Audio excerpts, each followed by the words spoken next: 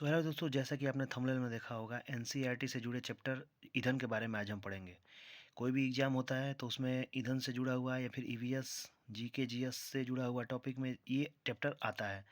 तो इसको हम अच्छे से पढ़ेंगे विस्तार पूर्वक, और कोई किसी भी चीज़ का आप एग्जाम दे रहे हैं तो आप ये वीडियो देख सकते हैं, आपके लिए वीडियो उपयोगी है। सबसे पहले ईंधन को परिभाषा क्या होता है। ईंधन की परिभाषा हम सुनेंगे। क्या है ईंधन की परिभाषा? कि ये वैसा पदार्थ जो वायु की यानी कि O2 की उपस्थिति में जलकर ऊष्मा एवं ऊर्जा प्रदान करता है, उसे ईंधन कहा जाता है।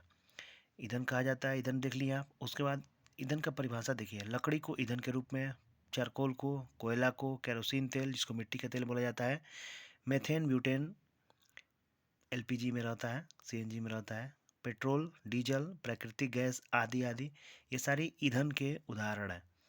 उसके बाद आता है किसी भी तत्व को और वस्तु को जलने के लिए अनिवार्य तत्व क्या है, क्या चीज़ जो अनिवार्य है।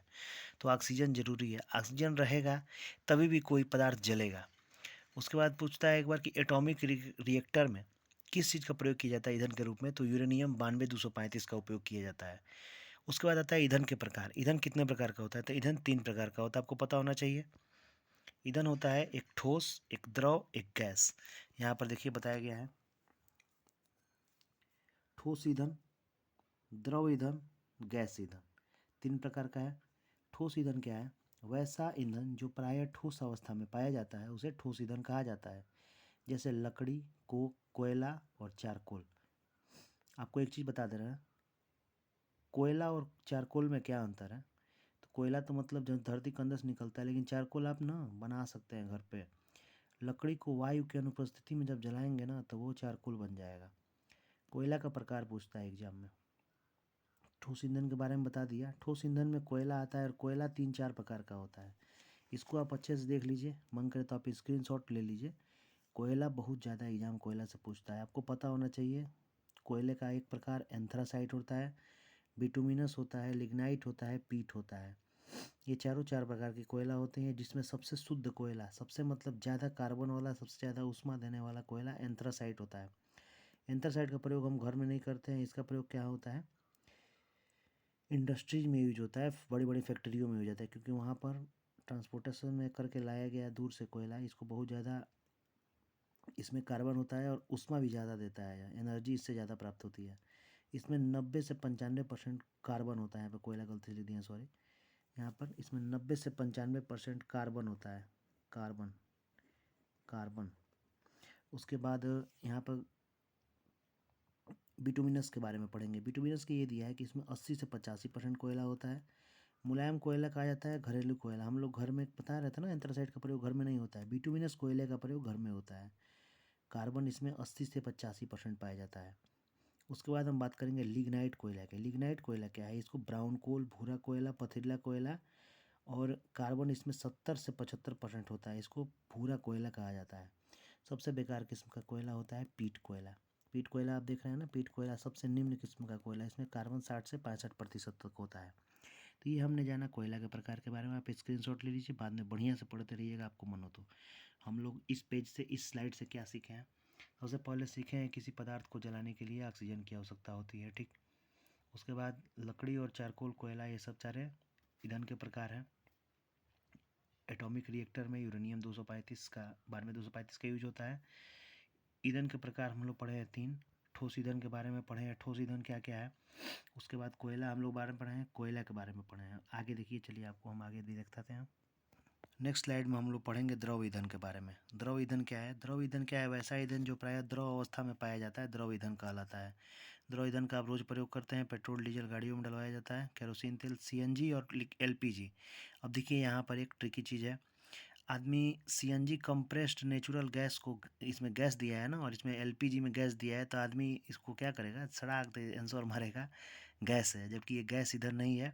अगर प्रश्न पूछ दे कि द्रव ईंधन का उदाहरण है, तो इसमें सीएनजी और एलपीजी जान लीजिए, ये भी दोनों द्रव है, क्योंकि ये कंप्रेस्ड नेचुरल गैस है। ये लिक्विड पेट्रोलियम गैस है। कंप्रेस्ड करके दाब बढ़ाकर बहुत ज़्यादा प्रेशर से भर दिया जाता है सिलेंडर में, तो ये सब लिक्विड हो जाती है। तो ये दोनों लिक्विड ईंधन का उदाहरण है। ये चीज़ें आप इस टॉपिक से आपको पता चल गया कि कंप्रेस्ड नेचुरल गैस और लिक्विड पेट्रोलियम गैस तीनों द्रव ईंधन के उदाहरण है। अब फिर प्रभाजी आसन आपको पता होना चाहिए कि पेट्रोलियम से पेट्रोल पदार्थों को अलग किया जाता है। प्रभाजी आसवन कहा जाता है। मैंने बहुत फास्ट पढ़ा रहा हूँ इसको, मैंने बहुत अच्छे से, ये रिवीजन बैच है इसलिए। ये देखिए प्रभाजी आसवन है, इस प्रक्रिया में ही पेट्रोलियम से पेट्रोल, डीजल, केरोसिन, तेल एवं मोम आदि को प्राप्त किया जाता है। इसी को प्रभाजी आसवन विधि कहते हैं। धरती के अंदर से क्रूड ऑयल निकाला जाता है, जो उसी से प्रभाजी आसवन प्रक्रिया होती है, उससे बहुत सारे चीज़ें अलग, ये चीज़ें अलग अलग प्राप्त की जाती हैं।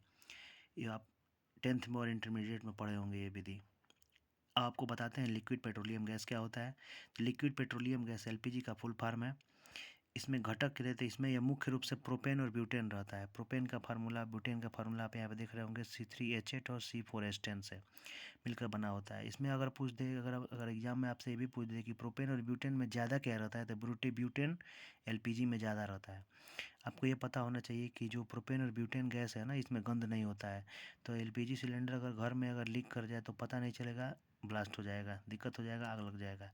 उससे बचने के लिए इसमें एक गंध मिला दी जाता है जिसको एथिल मरकैप्टन कहा जाता है।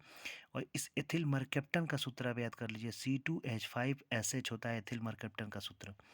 कैसा लगा वीडियो कमेंट करके जरूर बताइएगा, इतनी अच्छी जानकारी दे रहे हैं। उसके बाद मैं बताता हूँ इसमें एथिल मरकैप्टन के बारे में मैंने बता दिया, सिलेंडर में मिलाया जाता है गंद करने के लिए। उसके बाद सीएनजी होता है, कंप्रेस्ड नेचुरल गैस, इसका फुल फॉर्म होता है। इसको हिंदी में संपीड़ित प्राकृतिक गैस बोला जाता है। सीएनजी का मुख्य रूप से कितना क्या होता है, तो मेथेन होता है, ठीक है, और उसके बाद एथेन होता है। तो मेथेन और एथेन मिलकर बना होता है सीएनजी। और उसमें था एलपीजी में प्रोपेन और ब्यूटेन था, ये चीज़ आपको भूलनी नहीं है।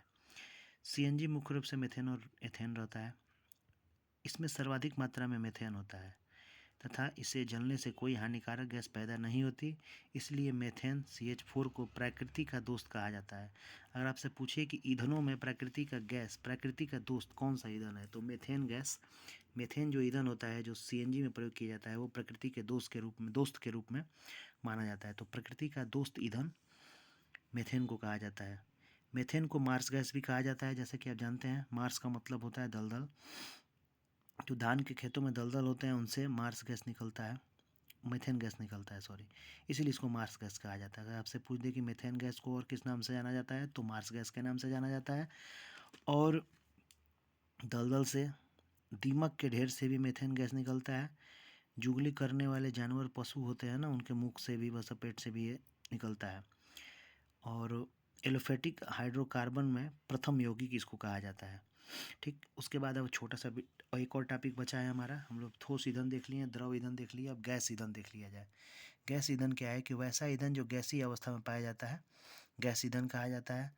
अब देखिए गैस ईंधन तो आपको वायु अंगार गैस कहा जाता है, भाप अंगार गैस और प्राकृतिक गैस, ये तीनों नाम इसलिए मैंने लिखवाया है क्योंकि एनसीईआरटी में ऐसे ही नाम दिए दिए गए हैं कई जगह।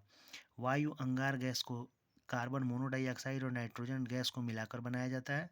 और भाप अंगार गैस, जिसको जल वाटर गैस कहा जाता है, इसको कार्बन मोनोडाइऑक्साइड और हाइड्रोजन गैस को मिलाकर बनाया जाता है। तो ये सिर्फ हमारी वीडियो थी, चलिए एक बार रिपीट कर देते हैं। रिपीट हम शुरू से नहीं करेंगे, पीछे से रिपीट कर रहे हैं। मैंने आपको गैस ईंधन के बारे में बताया, गैस ईंधन में भाप अंगार गैस के बारे में बताया जिसको जल गैस कहा जाता है, इसमें कार्बन मोनोडाइऑक्साइड और हाइड्रोजन गैस होता है। वायु अंगार गैस में कार्बन मोनोडाइऑक्साइड और नाइट्रोजन गैस होता है। ठीक, उसके बाद मैंने इधर आया, मैंने आपको प्रकृति के दोस्त गैस ईंधन के बारे में बताया जिसको मेथेन गैस कहा जाता है। मेथेन गैस को मार्स गैस भी कहा जाता है क्योंकि यह दलदल से पाया जाता है, मार्स अर्थात दलदल से पाया जाता है। धान के खेतों में दलदल हो जाते हैं ना, पानी लग जाता है, तो उसी से दलदल से मेथेन गैस भी निकलता है, इसीलिए मेथेन गैस को मार्स गैस कहा जाता है। दीमक के ढेर से भी प्राप्त होती है और जुगाली करने वाले पशुओं से भी मेथेन गैस निकलता है। उसके बाद हम बात करेंगे मेथेन गैस में मुख्य रूप से, मेथेन गैस से क्या बनता है, मेथेन और एथेन को मिलाकर बनाया जाता है सीएनजी गैस। सीएनजी का फुल फॉर्म अक्सर आप अगर छोटे मोटे एग्जाम देंगे, छोटे से एग्जाम देंगे किसी स्टेट लेवल का, तो उसमें यही पूछेगा ना कि सीएनजी का फुल फॉर्म क्या होता है, तो और यहाँ पर किसका कहाँ कहाँ उपयोग किया जाता है, तो कंप्रेस्ड नेचुरल गैस इसका फुल फॉर्म होता है। और इसमें क्या क्या चीज़ें मिलकर बनती है, तो मेथेन और एथेन से मिलकर बनी होती है। मेथेन का सूत्र CH4, एथेन का सूत्र अणुसूत्र होता है C2H6, कार्बन के 2 अणु, हाइड्रोजन के 6 अणु, CnH2n+2, इस सूत्र से बना आता है। ANE जुड़ा होता है, उसको आपको मैंने अलग वीडियो में पढ़ाया, आप देख सकते हैं। सीएनजी के बारे में मैंने पढ़ लिया, मेथेन के बारे में बता दिया, इसको अच्छे से आप लोग याद कर लीजिएगा। उसके बाद ऊपर आएंगे, मैंने एथिल मरकैप्टन के बारे में बताया था कि लिक्विड पेट्रोलियम गैस जो एलपीजी होती है, एलपीजी में प्रोपेन और ब्यूटेन से मिलकर बना होता है एलपीजी गैस। सिलेंडरों में भर दिया जाता है। ये एक द्रव ईंधन का उदाहरण है, क्योंकि यह गैस ही होता है लेकिन इसको द्रवित करके भर दिया जाता है हाई प्रेशर पे। तो इसमें एथिल मर्केप्टन मिलाया जाता है। इसको सुगंध, मतलब सुगंध कहिए, दुर्गंध करने के लिए, ताकि लोग को पता चल जाए कि गैस लीक हुई है। तो C2H5SH इसका फार्मूला होता है। इसको सिलेंडर में अगर थोड़ा सा भी लीक होगा तो पता चल जाएगा, इसलिए इसको भरा जाता है। ठीक, अगर आपसे एक बार एग्जाम में पूछ दिया था ना एक बार कि सिगरेट के लाइटर में कौन सा गैस भरा जाता था, बहुत सारे लोग एलपीजी ऑप्शन मार के चले आए थे सही, लेकिन आप जान लीजिए ना, इसमें ब्यूटेन भरा, स्वस्थ ब्यूटेन गैस सिलेंडर में भरा जाता है। सिलेंडर के लाइटर में, सिगरेट के लाइटर में, सॉरी सॉरी सॉरी, सिगरेट के लाइटर में। तेजी को ऐसे आपसे प्रभाजी आसवन विधि, आपसे परीक्षा में सीधे पूछेगा कि पेट्रोलियम पदार्थों को अलग अलग पृथक करने के लिए किस विधि का प्रयोग किया जाता है। तो प्रभाजी आसवन विधि आप याद कर लीजिएगा। प्रभाजी आसवन विधि इसको कहते हैं ना कि एक बड़ा सा टैंक होता है, उसको इसमें हीट दिया जाता है, तो ये परत परत परत परत दर, इसे ऐसे परत परत परत परत कई कई परत में अलग अलग चीज़ें हो जाती हैं अलग अलग। फिर द्रवित ईंधन का मैंने बताया। द्रवित ईंधन में सीएनजी और एलपीजी के बारे में बताया, केरोसिन तेल, पेट्रोल और डीजल के बारे में बताया। उसके बाद हम लोग इधर ईंधन के बारे में बताया। ये भी बताया कि मैंने आपको कि ऑक्सीजन की उपस्थिति में ही सारे ईंधन जलते हैं और उनसे ईंधन ऊर्जा प्राप्त होती है और ऊष्मा प्राप्त होती है। उसके बाद मैंने कोयला के प्रकार के बारे में बताया। कोयला के प्रकार आपको पता होने चाहिए। कोयले के प्रकार से बहुत सारे क्वेश्चन पूछता है। सबसे बेस्ट कोयला होता है एंथ्रासाइट। हम लोग घरेलू यूज के लिए बिटुमिन्स कोयला यूज करते हैं। लिग्नाइट कोयला का बहुत कम यूज होता है, कहीं नहीं यूज होता है। इसमें कार्बन 70 से 75% पाया जाता है। और पीट कोयला सबसे बेकार कोयला होता है। घटिया किस्म का कोयला का ऑप्शन में दिया हो तो यही पीट कोयला आपको सही करना है। तो कैसा लगा वीडियो कमेंट करके बताएं और चैनल जरूर सब्सक्राइब करें, वीडियो को शेयर जरूर करें। धन्यवाद।